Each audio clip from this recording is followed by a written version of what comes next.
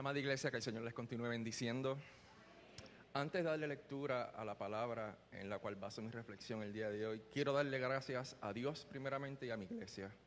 Primero por la oportunidad que me es dada y segundo porque sabiendo que no tenemos que conocer las necesidades de los miembros de la iglesia, siempre oramos por ellos. Quiero darle gracias al Señor. El lunes de esta semana, mi papá le hicieron una operación de corazón abierto, le hicieron un double bypass. Quiero darle gracias al Señor, me acabo de enterar por las señas que hace mi esposa, a quien amo mucho, que hoy lo dieron de alta. Eso quiere decir que hoy voy a pasar un día de padres con mi papá. Cuando yo tenía planificado, cuando la pastora se acercó a mí para esta reflexión en este día de hoy, yo tenía planificado esa última semana pues retirarme, solo. Dios tenía otro plan. El plan de Dios era retirarme con mi papá, ayudarlo en ese momento en donde ese hombre que uno vio toda la vida bien poderoso, bien fuerte, un tipo de 6'3", 257 libras, que hizo su casa, tenía 3 trabajos y sabe de cuántas cosas más, necesita ayuda para cualquier cosa en este momento. Y Dios me dio el privilegio de poder estar ahí con él. Ese turno de por la noche, quienes han cuidado personas de noche saben que es bien difícil. Pero solamente Dios nos da las fuerzas y Dios nos remunera en manera especial. Y en este momento, en esa enfermedad, Dios se está glorificando en una situación familiar. Dios utiliza cualquier momento de nuestra vida para poder echarnos hacia adelante. Así que gracias, iglesias, por orar siempre por nosotros. Les voy a pedir que se pongan de pie y vamos a buscar el ver en la palabra del Señor, Josué 1:9.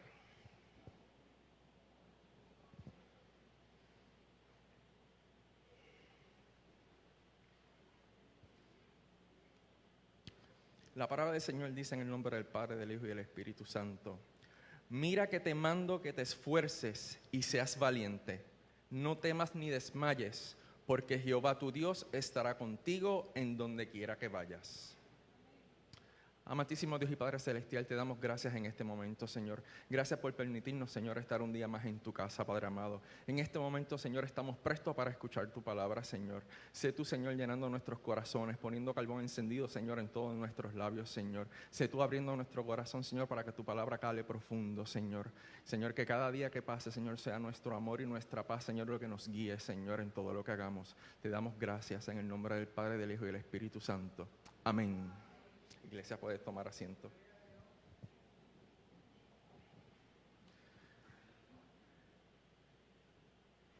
Vamos a estar observando, amados hermanos, las 4 exhortaciones que Dios hace en este versículo, que son que te esfuerces, que seas valiente, que no temas y que no desmayes. Una exhortación bien importante dada a Josué a orillas del río Jordán, en un momento en donde Moisés ya no estaba. Durante 40 años, por mucho más de 40 años, Moisés fue líder del pueblo de Israel, pero en este momento ya no se encontraba. Josué tuvo que tomar ese control del pueblo, ese mando, y continuar la promesa que le había sido dada de obtener la tierra prometida. Siempre nosotros hemos admirado a Jesús por su liderazgo como maestro y líder de excelencia, pero hay un aspecto de Jesús que siempre me ha gustado, que siempre se menciona bien poco en la Biblia, que él era carpintero, porque él aprendió la profesión de su padre. Dado que son 4 exhortaciones, y lo tomo de mi padre, cuando le leí la reflexión, él fue el que me dio la idea. Con esas 4 exhortaciones vamos a poner las 4 patas de un banquito. Me dijo, sí, ya no, porque después nos recostamos y entonces después no queremos trabajar. Banquito, porque así nos tenemos que mantener derechito. Vamos a utilizar esas 4 exhortaciones para crearnos un banco, amados hermanos, para podernos sentar, y más adelante estaremos dándole punto final a esa idea. La primera pata de la silla es esfuerzo, y todos los que me conocen ya saben que me gusta mucho buscar siempre la definición de las palabras. Dice acción enérgica del cuerpo o del espíritu para conseguir algo, ánimo, valor o fuerza. Segunda de Timoteo 2:1 dice: tú pues, hijo mío, esfuérzate en la gracia que es en Cristo Jesús. Para entrar un poco en contexto, Timoteo fue a quien Pablo dejó como líder de la iglesia en Éfeso. Repetimos lo mismo que pasó con Josué y Moisés. El liderazgo hay que seguir pasándolo hacia adelante. Cuando Dios nos pone algo en una carga en nuestro corazón, tenemos que preparar líderes para que continúen el trabajo. Pablo estaba preocupado que Timoteo estuviera en peligro de debilitarse espiritualmente. Por eso le escribe a Timoteo desde Macedonia, cual amoroso padre a su hijo. Y sabemos que Pablo no tuvo hijos. no tuvo familia, pero trataba a Timoteo como hijo de él, para darle aliento y guía espiritual, dado que Timoteo tenía la gran encomienda de darle continuidad al ministerio de Pablo. Esto es bien importante, amado hermano, no solamente como padre, tío o abuelo, el dar el buen consejo en el momento oportuno. Si damos el mal consejo, amados hermanos, yo lo he visto a través de los años en mi trabajo, son 16 años, donde un comentario inoportuno hacia una persona crea más daño de lo que podemos imaginar. Así que a nuestros hijos, a nuestros nietos, a nuestros sobrinos, ese consejo de amor va mucho más profundo y no necesariamente en el momento, es a través de los años donde vemos el fruto de ese esfuerzo. Este versículo, como en Josué 1:9, vemos que la exhortación del esfuerzo, vemos la misma exhortación de esfuerzo, pero nos da una clave bien importante, que este esfuerzo lo hagamos en la gracia de Cristo Jesús. Es una exhortación a que nos revistamos del poder que solo nos es otorgado por Dios a través de su Santo Espíritu, que como cristianos afirmamos todos los días que habita en todo cada uno de nosotros. Es el poder para poder vencer la adversidad, que debe ser hallado en la gracia que fluye en Cristo Jesús. Mas, sin embargo, no solo basta con buscar y obtener la gracia del Espíritu Santo, sino también tenemos que fortalecerlo día a día. Una manera bien segura de hacerlo, amado hermano, es transmitiendo las verdades de la palabra de Dios que moran en nuestro corazón a nuestras próximas generaciones. Que en el entrelínea nos convierte en maestros del día a día. Como dice Deuteronomio 6, 5 al 7, y amarás a Jehová tu Dios de todo corazón y de toda tu alma y con todas tus fuerzas. Y estas palabras que yo te mando hoy estarán sobre tu corazón y las repetirás a tus hijos y hablarás de ellas estando en tu casa y andando por el camino y al acostarte y cuando te levantes. Ya tenemos la primera palabra, amados hermanos, que es esfuerzo. La segunda pata de la silla, que es valentía, que se parece mucho al esfuerzo, vigor, decisión, hecho heroico realizado con valor. Y esta me gustó mucho, Dios me hizo reflexionar mucho en esta exhortación. Porque tan pronto que pensamos en valentía, lo primero que me vino a la mente, voy a hablar de Moisés contra Faraón. O David contra Goliat, clásico. Pero ese no era el plan de Dios. Mientras estábamos en los preparativos de la enfermedad de mi padre, que muchos de los jóvenes se dieron cuenta que hubo parte de un retiro de Sigrid y este servidor de los jóvenes, porque había unas emociones enfrascadas también con mi mamá. Dios me lleva a Esdras, y me estuvo bien raro. En específico, Esdras 10:4. Levántate, porque esto es algo que te toca hacer. Nosotros te apoyaremos. Anímate y manos a las obras. Cuando leí Esdras, entendí que había un propósito mayor, que la valentía se manifestara de forma física, sino que Esdras fue sumamente valiente, siendo todo lo contrario. Esdras era un escriba y sacerdote, para entrar al contexto, experto en la ley de Moisés, que con el permiso del rey persa Artajerjes encabezó un segundo grupo de exiliados judíos hacia Jerusalén para establecer en Judá la jurisdicción de la ley de Dios. Para todos aquellos que les gusta y les fascina el Antiguo Testamento, el primer grupo lo dirigió Zorobabel, que reconstruyó el templo, y el tercer grupo, que es uno de los pasajes, uno de los libros de la Biblia más importantes, en mi entender, basados en el liderazgo, es Nehemías, que entonces reconstruyó las murallas. En el capítulo 10 vemos un Esdras desolado, con una gran decepción y horrorizado ante la desobediencia del pueblo hacia Dios. Esdras se encontraba en un derrumbamiento emocional, mas Esdras hizo algo que solamente los valientes se atreven a hacer, amados hermanos. Primero, cuando él vio esa situación, lloró. Esta fue su primera respuesta ante la noticia del pecado del pueblo de Israel, lleno de emociones encontradas que lo conmovían a un llanto amargo por la condición del pueblo. Tenía compasión por su propio pueblo. Segundo, se fue en oración. En Esdras 10:1 vemos cómo Esdras se postró ante el templo de Dios, confesándole su situación, confesándole a Dios cómo era que se sentía, exponiéndole todos sus pensamientos y sentimientos. Es sincerarse con el Señor, amado hermano. No es orar, pues, porque Señor, pues, porque tengo este dolor. No, es serle honesto al Señor. Una vez conocí a una joven de nuestra iglesia, bien al principio cuando llegamos, que ella a veces sabía orarle al Señor diciéndole: hoy no te quiero dar gracias porque no me siento contenta. Para mí yo me escandalicé al principio, pero después con el tiempo entendí que eso es sincerarse con el Señor, porque estás hablando con el Señor como si fuese tu amigo fiel, lo que es. Tercero, confesó ante Dios, y aquí es donde viene la parte valiente. Aunque Esdras no era el que había desobedecido la ley de Dios, él asumió la responsabilidad de la actitud del pueblo. Y él se postró y se humilló ante Dios por eso. Cuarto, se humilló. Cuando la Biblia nos habla que se humilló, es que puso su rostro sobre tierra. Esa es la manera más amplia en que una persona puede humillarse, específicamente en el Antiguo Testamento. Eso en el Antiguo Testamento se daba cuando se admitía una señal de indignidad, inmundicia y vergüenza ante la santidad del Señor. Amados, esta forma es una forma extremadamente valiente de enfrentar la adversidad en nuestros hogares.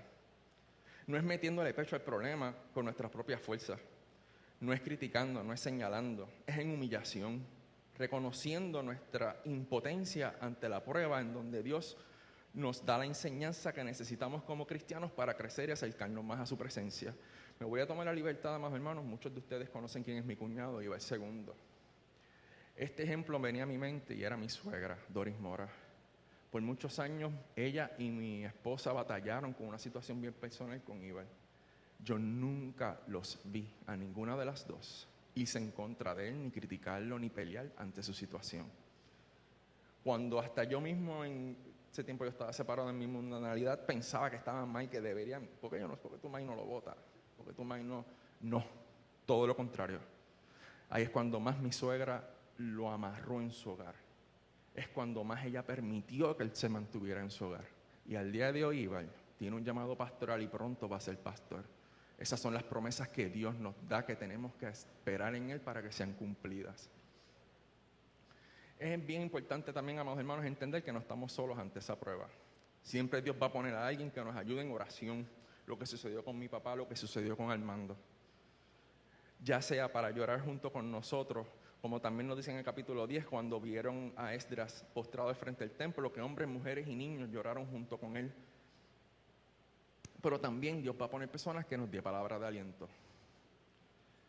Como sucedió con Cesanías cuando se levantó y le dijo a Esdras: levántate porque porque esto te toca a ti. Y le quiero dar gracias a nuestro hermano Pedro Antonio y a su hijo Mabel, que nunca fallaron en siempre dar palabras de aliento en el momento en que lo necesité. Amados hermanos, lo que quiero llevar con esto es que no es solamente orar por nuestra familia, por nuestros hijos, es que tenemos que orar por ellos a través de nosotros. Tenemos que reflejarnos nosotros mismos en ellos para poder entender cómo es que vamos a orarle a Dios por ellos. No es pedirle a Dios: Señor, libéralo o sánalo. Es: Señor, padécete de su dolor, el cual quebranta su alma, y te pido fortaleza. La tercera pata de la silla: temor. Sentimiento de inquietud y miedo que provoca la necesidad de huir. Muchos hemos pasado por eso. Ante alguna persona, cosa. Es un momento donde podemos considerar que algo es peligroso o perjudicial. En ocasiones no tenemos temor y nos zumbamos por una cuesta, yo no sé cuántas millas por hora, pero Dios siempre tiene misericordia de nosotros, gracias a Dios por Armando. Hebreos 13:6 dice: de manera que podemos decir confiadamente: el Señor es mi ayudador, no temeré lo que me pueda hacer el hombre. Es bien interesante, esta epístola está dirigida a las iglesias de origen griego que muy probablemente no habían visto a Cristo. Ya Jesucristo ya resucitó y ellos se convirtieron, fueron evangelizados. Pero esta comunidad se estaba enfrentando a una posibilidad de una persecución intensificada. Mientras ponderaban esa posibilidad, los hebreos estaban siendo tentados a eliminar cualquier cosa que los identificara como cristianos. Y esto es bien importante, amados hermanos. Cuando tenemos temores, cuando más nos tenemos que aferrar a la palabra del Señor. Es cuando no importa si en el trabajo, no importa si en tu familia por ser cristiano te rechazan, es cuando más tenemos que afianzar nuestra fe y nuestra posición como cristianos. Y ahora más en el Puerto Rico que nos enfrentamos. Por eso el autor de la epístola de manera especial utiliza tantas referencias del Antiguo Testamento para fortalecer los lazos entre la iglesia y Dios, para disipar cualquier pensamiento de error que pudiese estar rondando a la iglesia. Ante la adversidad, el Salmo 118:6, que es lo que se repite en Hebreos 13:6, es recitado de manera bien valiente. Es citado como una confesión de fe, porque, amados hermanos, en la palabra del Señor es donde nosotros encontramos gozo y paz. Si en algún momento de nuestras vidas ocurren pruebas externas, en especial en nuestro hogar, necesitamos entender que es la voluntad de Dios, aunque no lo parezca. Mejor ejemplo que Job, ninguno. Pero no debemos temer al resultado de esa prueba, porque muy buen Dios nos está preparando a nosotros o a alguien de nosotros para una mayor prueba, pero esa prueba trae una mayor recompensa. Les comentaba al principio de la situación de salud de mi papá. Mi papá, cuando yo tenía alrededor de 12 o 13 años, él llevaba trabajando alrededor de 19 años en la Universidad de Puerto Rico. De hecho, mis papás se conocieron en la Universidad de Puerto Rico. Y yo corrí por toda la Universidad de Puerto Rico a mis anchas de niño. Obviamente no son los mismos tiempos ahora. Y por una contaminación de asbesto y de hongo, pues su condición de salud se vio sumamente afectada. En el proceso en que se daban las demandas para la incapacidad, si alguien ha pasado por ese proceso, eso es arduo. Es un momento en donde tú no cobras, tú estás pagando, tú estás acumulando biles de abogados porque necesitas representación legal para llevar el caso a corte, para la demanda, para que apelación, para que suban la pensión y médicos, tienes que pagar los médicos. Bueno, fueron alrededor, si más no me equivoco, como 7 años que eso sucedió en mi hogar. En ese momento me acuerdo a ver a mi papá y mi mamá luchando, nunca dejando a Dios por de lado. No importa la situación, siempre íbamos a la iglesia y había necesidad, hermano. Hubo navidades bien diferentes en mi casa. Hubo cumpleaños bien diferentes en mi casa, si saben a lo que me refiero. Pero ellos nunca echaron hacia un lado al Señor. Me acuerdo de noche, por el segundo piso de la casa de mi papá es de madera, las cosas se oyen. Yo me acuerdo de noche de niño haber escuchado a mi mamá llorando sin saber qué iba a hacer. A lo mejor ellos no entendían que eso iba a ser una herramienta para mí cuando yo como adulto me enfrentara a mis situaciones. Que no importa qué, donde yo iba a encontrar refugio iba a ser a los pies del Señor. Que no importa qué, en mi norte iba a ser el Señor. Y ellos nunca, amados hermanos, como dice nuestra pastora, ellos nunca fallaron con impartir la palabra en mi hogar, no importando la situación. El creyente no necesita temer porque Dios está enfrente de nuestras luchas y batallas. Aunque el mundo nos persiga, aunque nuestra familia sea acechada, Dios, y me encanta como Jeremías lo dice, Dios cual poderoso gigante hace vallado y nos protege alrededor de los que le adoran en espíritu y en verdad. En el momento de la dificultad y la necesidad, tenemos que aferrarnos a la palabra de Dios, porque en ellas están todas sus promesas, y Dios no es hombre para no cumplirlas. La cuarta pata de la silla, amados hermanos, desmayar. Es perder el valor o desfallecer de ánimo. Y aquí fue bien interesante porque encontré en Gálatas capítulo 6 una de las exhortaciones más bellas que pueda haber en la Biblia dadas por Pablo. El versículo 9 dice, no nos cansemos pues de hacer el bien, porque a su tiempo segaremos si no desmayamos. Amados, el capítulo 6 de Gálatas encontramos un mensaje de ánimo y aliento que Pablo hace, discúlpenme, una comparación de las bendiciones de Dios con la idea de sembrar. Y todos sabemos lo importante que es el paralelo de sembrar también, especialmente con las parábolas. ¿Y por qué sembrar? Nosotros no podemos cosechar un campo de trigo hoy y mañana pretender que ya nosotros no podemos sembrar un campo de trigo hoy y mañana cosecharlo. Eso no es cierto. De la misma manera sucede con nuestro ámbito anímico espiritual. Hermanos, en el día que decidimos sembrar, no podemos pretender que eso solo, cuando lo tiremos por ahí, eso se va a dar unos frutos.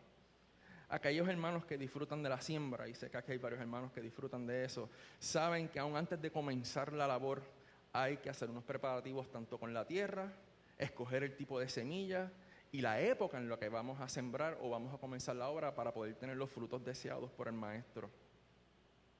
Hermanos, necesitamos establecer unas expectativas reales y un plan real para que no nos sobrepese el desánimo. De la misma manera puede suceder cuando comenzamos un trabajo en el Señor. Estamos llamados a hacer el bien por parte de Pablo en este versículo y que no nos desmayemos.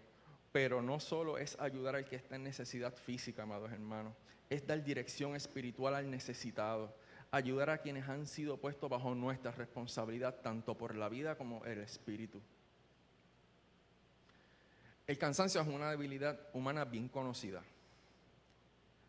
Hacer el bien, como Pablo nos exhorta, requiere un esfuerzo continuo. Y cuando digo esfuerzo continuo espiritual es orar todos los días constantemente, amados hermanos.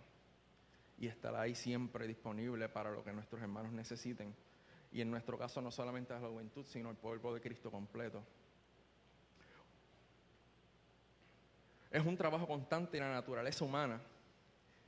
Esto lo leí de un comentario bíblico que me gustó muchísimo. La naturaleza humana, quien es amiga de lo fácil y lo dejo para después, carece de perseverancia y se desanima bien rápido cuando no obtenemos resultados en un tiempo que nosotros mismos establecemos, pero que no es el tiempo de Dios.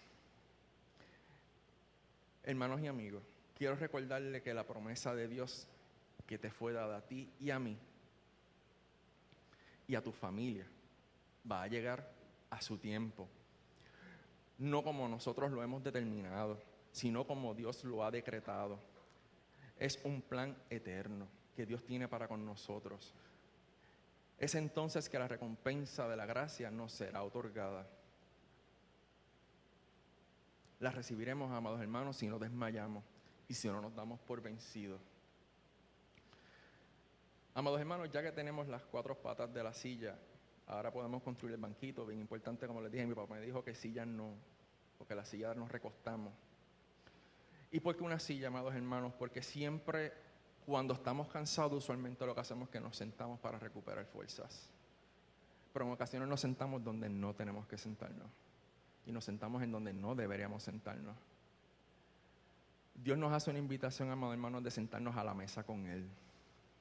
Nos hace una invitación a que con Él, quien es el líder por excelencia, que pongamos en Él podamos recargar en Él, todas nuestras energías, depositar nuestros miedos, buscar refugio cuando pensamos que desfallecemos y en donde obtendremos el consejo oportuno y la validación de que las promesas del Señor están en pie, no importando lo que diga el mundo.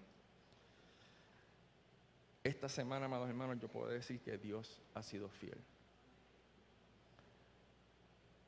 Porque la preparación y la fortaleza que se me ha dado por la circunstancia vivida es una experiencia que no tiene comparación. Y le estoy bien agradecido al Señor. Porque aunque yo aceptaba cualquiera fuera la voluntad del Señor, Dios sabe que hay todavía unas situaciones que se tienen que resolver. Y Dios es sabio. Dios no comete errores. Nosotros, y lo hice, tratamos de adelantar el plan de Dios y no es así. Tenemos que aprender a esperar. Amado Padre, como encargado espiritual y físico de un hijo, es bien importante que siempre lo lleves en oración y siempre le dé la palabra de aliento que se encuentra en la palabra. No es solamente suplirle todas sus necesidades, sino llevarlo y enseñarlo en el camino del bien del Señor. Si hoy yo puedo decir que soy un hombre de bien, fue que cuando faltó en mi casa comida, ropa, siempre hubo la palabra del Señor. Y eso no me hizo desfallecer en el camino, no me hizo buscar otras alternativas las cuales no eran las correctas. Quiero darle las gracias por la oportunidad dada, que el Señor les bendiga y con nuestra pastora con ustedes.